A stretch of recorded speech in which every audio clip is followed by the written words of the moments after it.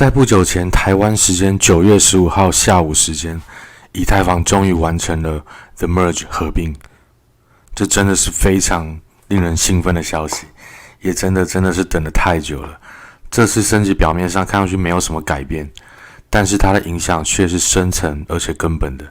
假如这次的合并失败了，对，你没听错，是失败，那整个币圈的生态格局将会发生非常大的改变。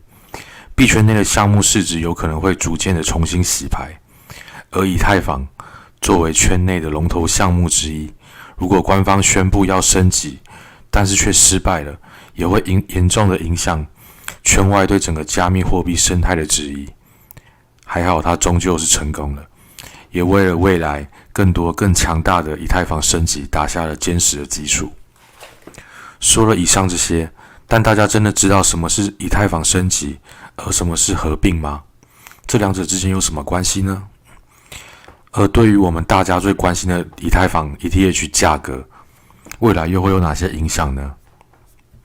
嗨，大家好，我是 Jess， 目前在区块链产业工作，也一直在持续关注着币圈和 Web 3.0 的动向。本频道会持续分享 Web 3.0 的相关知识。喜欢相关内容不想错过的话，请订阅我的频道 Jess Web3。这次我会用最全面的角度跟大家一起聊一聊以太坊升级的方方面面。如果大家对价格影响有兴趣的话，也可以直接跳到影片的最后面去了解这一部分。但我保证整部看完绝对会对整体的底层逻辑有更深入的了解。让我们开始吧。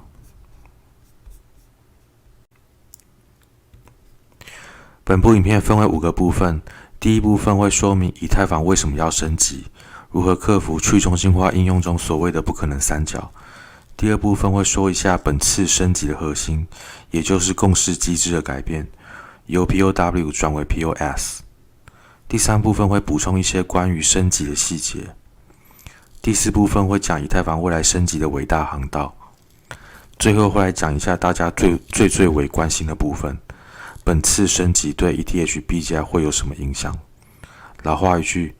以上都只是我个人的分析以及推测，请勿当成投资建议。Please do your own research.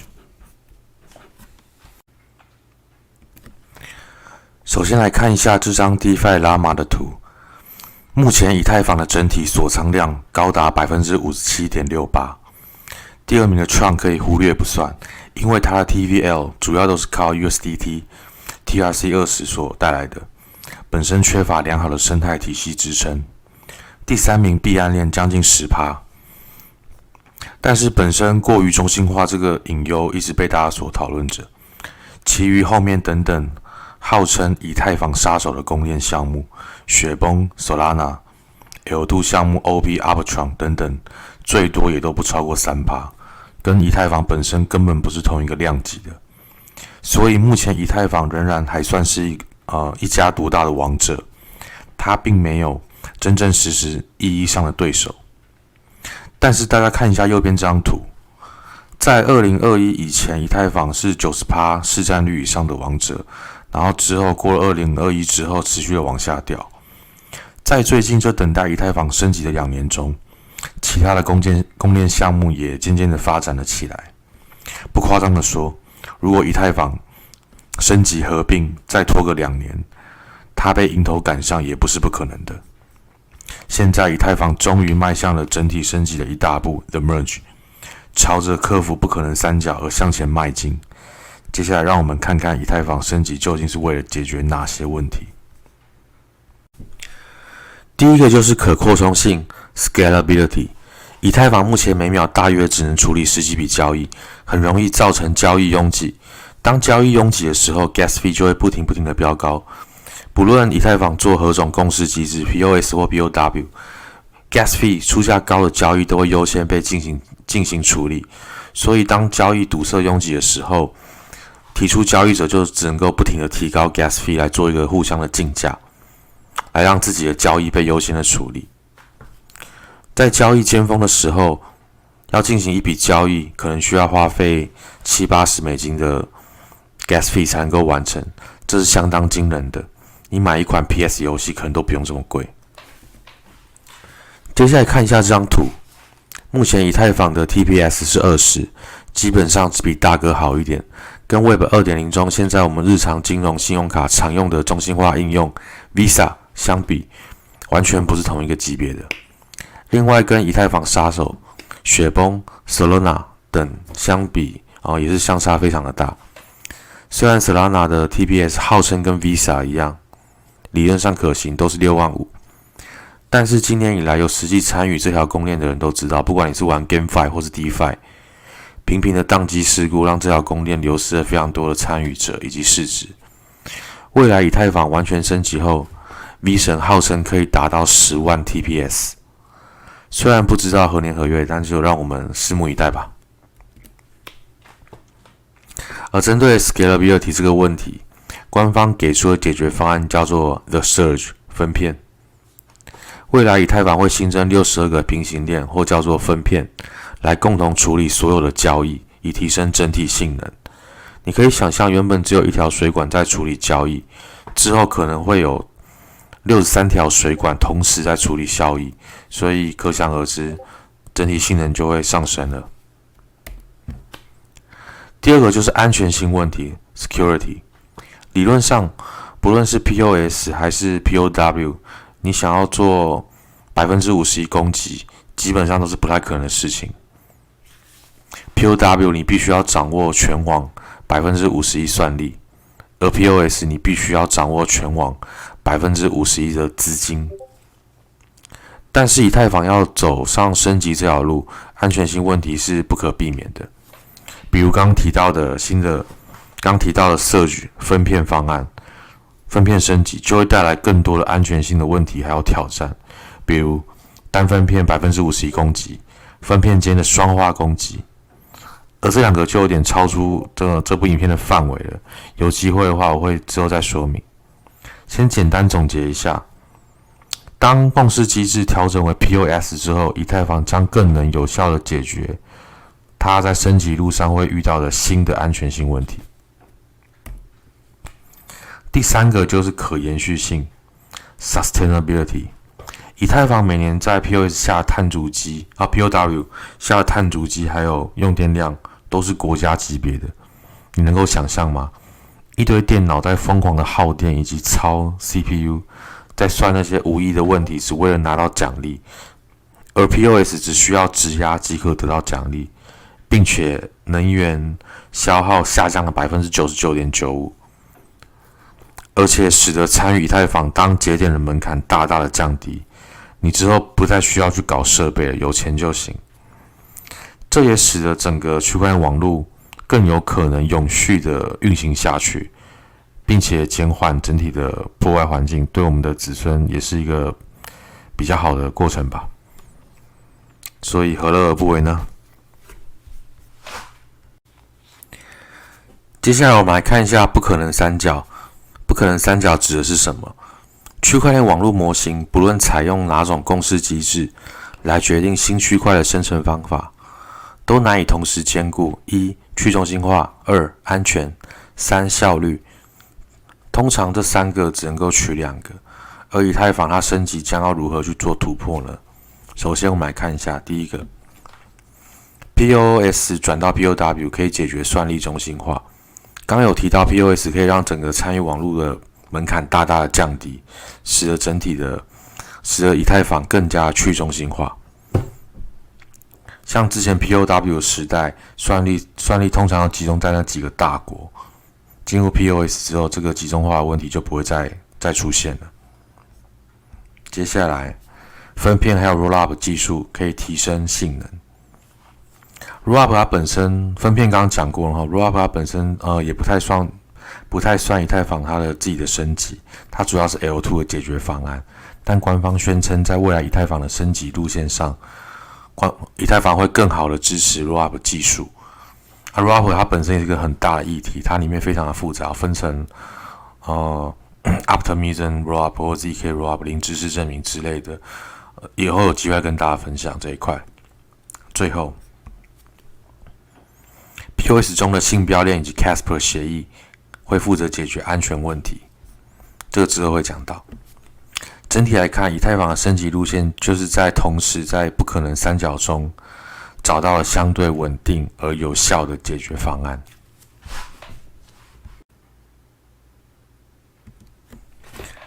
前面大概讲了一下要解决的问题，接下来让我们看一下 POW 和 POS 共识机制。我们先看一下 POW。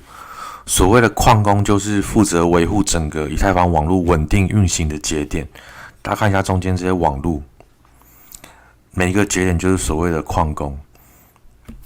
矿工他的主要任务就是要疯狂的计算，去抢记账权。假设抢到了，就可以把使用者发起的交易打包进自己的区块。你的区块里面可以含多笔交易哈。打包完成之后，将区块资讯广播给其他的节点来一起做验证。当区块确认数上来而被主网承认之后，该区块就会正式的列入整个以太坊的区块链中，一起成为正式的记录。而要当矿工很简单，你只要去以太坊官网下载矿工的程式，下载完之后运行起来即可成为矿工。而在 POW 机制下是如何发放奖励的呢？以太坊大约每15秒就会有一个新区块的产生，而每次发放2颗 ETH。接下来我们来看一下这张图。这张图是我从 EtherScan 上面截取的哈，这个区块的高度是12683826。大家看一下下面这个 Block Rewards， 这个就是区块奖励。大家会觉得很奇怪，为什么是2？就是刚刚讲的每次都会发2颗嘛，2然后加上0.97多呢？这后面这个就是交易的手续费。然后因为我这个区块是比较旧的，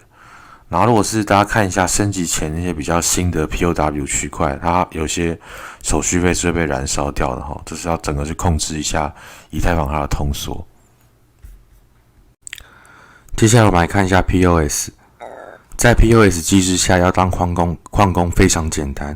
你只需要质押32颗以太币就可以加入以太坊，一起来当验证者，一起来挖矿。但是 POS 下，一般我们不会叫做矿工的，我们会叫做验证者。而如果手上没有那么多32颗以太币的话，但你又想当验证者的话，网络上也有非常多 staking 工具可以使用，或是你可以找一间靠谱的交易所来做质押也可以，例如币安就有这个功能。然后来看一下，就是质押的钱越多，你拿到奖金的几率也越大。POS 是用那个32颗以太币当做基数来决定那个奖金的几率的。假设32颗以太币有1倍几率的话，那你64颗就2倍。好，来看一下 EtherScan。大家看一下那个 Block Rewards 就变得非常的少哈。之前我们是2颗以太币再加上手续费，现在的话那个演算法非常的复杂，但简单你可以理解的话就是说，现在你当验证者拿到就是仅仅是交易手续费而已。然后手续费大家看一下是0加 0.59， 然后后面还有扣掉一些以太币那扣掉部分就是最下面那个我刚刚之前有讲到那个就是 burn 燃烧掉的部分。接下来大家看一下这张图就 POW 和 POS 的对比这张图是蛮形象的。就 POW 就感觉就很多非常多的机器要串在一起来当矿石一起挖，就变得很杂乱，而且很浪费能源。然后 POS 整体就非常的简洁，你甚至用一台桌上型电脑，你就可以来跑验证者的程式了，门槛就变得非常的低。然后下一张这边有点像中心化，就 POW 和 POS 的对比。POW 下虽然机器有非常多但可能都是由少数的人去控制这么多的机器，因为所有的矿工几乎都是组成矿池一起来挖 POW 来挖以太币，而 POS 下那个节点控制的人就是个体户就非常的多了，就是可以达到比较去中心化的程度吧。接下来我们看一下 POW 和 POS 的一些对比。首先 POS 它能源消耗减少了 99.95%， 而以太币的年产出从1年500万颗降成了60万颗，改成 POS 之后，而每分钟 POS 会销毁 0.26 颗以太币，而通胀率也从 4.3% 降成 0.2%。然后你质押 POS 的质押以太币的话，大概会有4到8%的年化，这是动态调整哈。动态调整是什么意思呢？就是当质押的币越多，那当然年化就越少了嘛，因为总体的奖励就摆在那边，然后质押了整个奖金的以太币如果越多的话，年化当然就越少，所以它是一个动态调整的部分。假设明年如果以太坊它升级，如果可以让用户去提出之前质押的那些以太币，如果可以提出的话，那当然那可能整体的年化可能会做一些上升。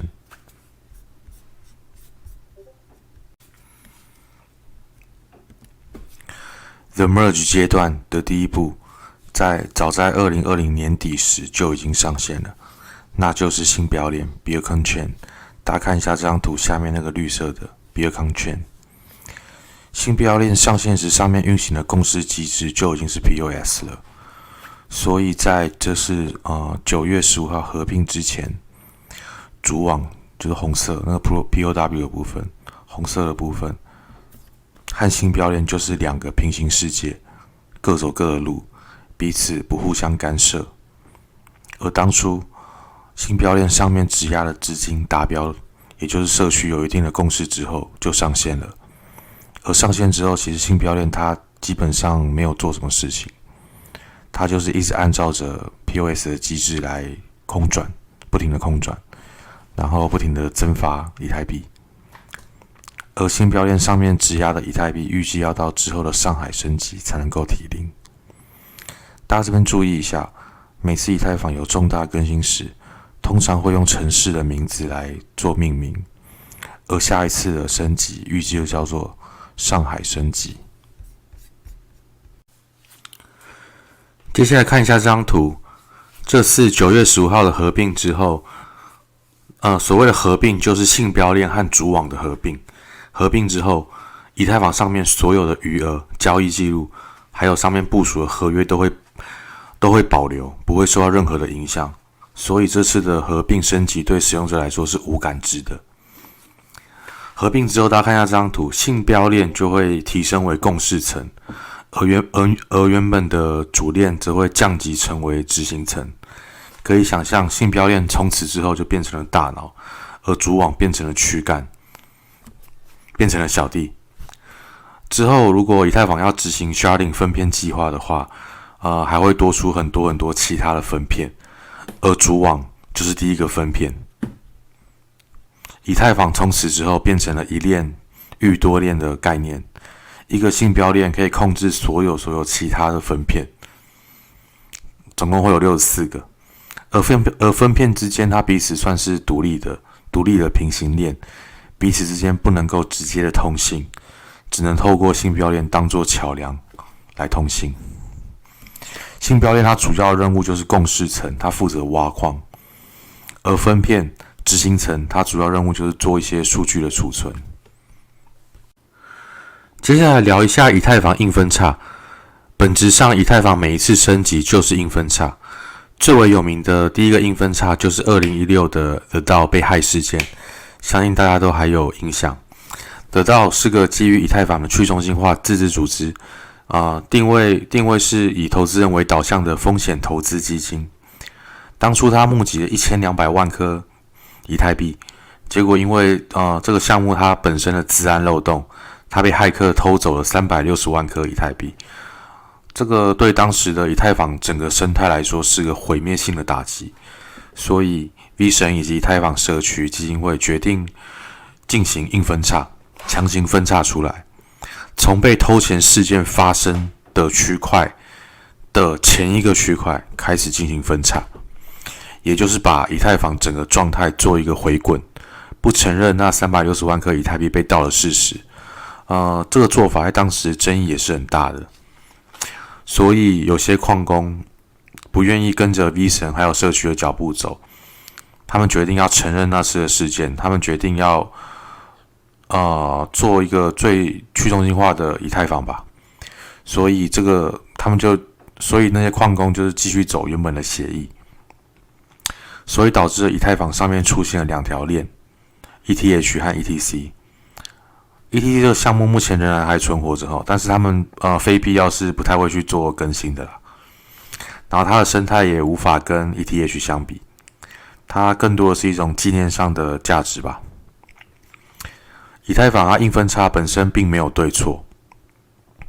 单纯就在比共识，哪一条分叉共识多，谁就是主流。也就是说，哪一条分叉出来的链获得最多项目的资源、最多的交易所、最多的协议，它就是主流。所以目前的主流就是ETH， 它上面不论是 TVL、DeFi、GameFi、NFT 等等项目，几乎都是称霸整个加密货币圈的。而这次的升级也同样产生了硬分叉，因为共识机制改为 POS 之后，矿工基本上无利可图，奖励都是靠质押。看一下下面这2个tweets。组织硬分叉的人 Chandler Guo， 外号叫宝二爷，他就是一个矿工的头子。2016那个The DAO事件，他也有参与所以他的口号就是说要再分叉一次以太坊。而他们分出来的币叫做 ETHW，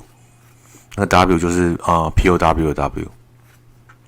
在8月多的时候，官方 ETHW 的官方就已经有做了一些事情他们主要做的事情大家可以看一下，第一个就是拆除了难度炸弹，难度炸弹就会主要就是难度炸弹让矿工无法继续运行的所以他们把难度炸弹给拆掉了，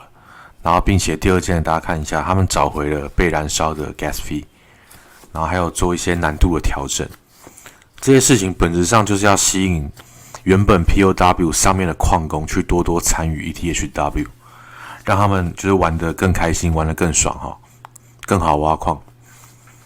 ETHW 分叉出来之后，目前1颗大概10几块美金。我个人认为要做起来是还是有难度的，虽然上面还是有一些新的项目，还有一些协议在运行或者是加入这样子，就让我们之后继续看下去吧。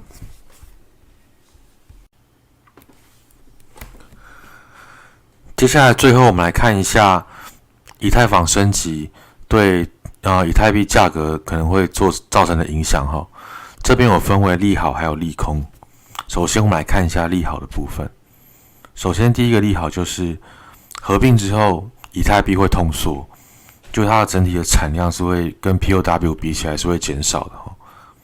那产量减少，那势必上价格可能就是会是一个不错的利好。第二个利好是质押，新的 POS 机制需要使用者去质押以太币来获得奖励，所以质押会使得流通量它变少。第三个利好是说，以太坊这次这么大的一个升级，它成功了，终于成功了。这个升级其实它难度还有复杂度是非常非常的高的你可以想象，就像是一台正在高速行驶的飞机，在行驶过程中被人家置换马达这样的难度。最难的这一步升级成功了，所以未来可期吧。未来那些 V 神他的所提出的未来的一些相关的升级还有路线就有机会可以成真。接下来利空的部分第一个就是大家社群有在讨论就是以太坊中心化的问题，这什么意思呢？就是像有点像是说大家所有的节点一些社群都围绕着 V 神一个人在打转，他的想法就是以太坊的上帝，类似这样子，所以会有个中心化。那假设 V 神如果作恶或是有些奇奇怪怪的想法的时候怎么办呢？以太坊本身应该是要非常去中心化，没有一个人去主导或者是做一个中心化组织的。